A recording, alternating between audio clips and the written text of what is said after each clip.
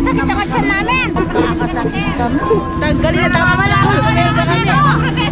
Hindi ka naawa sa mga tao dito. Pinapatay mo. Hindi ka naawa sa mga matatanda at sa mga bata.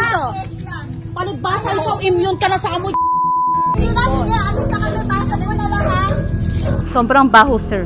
Talagang kahit sa labas ng bahay namin, mismo sa loob ng bahay, sir, naaabot yung baho.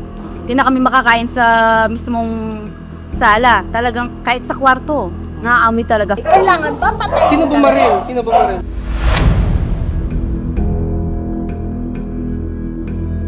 Ay, tanggalin na tama lang. Kumenta kami.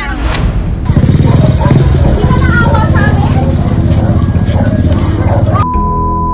Sige na, bibidyo mo na lang. Ayan, guys, sobrang dami pong karne. Nag-vlog kami para mapaabot sa pinakamataas itong vlog namin. Kaya nga ito, natinig ng GMA itong aming vlog.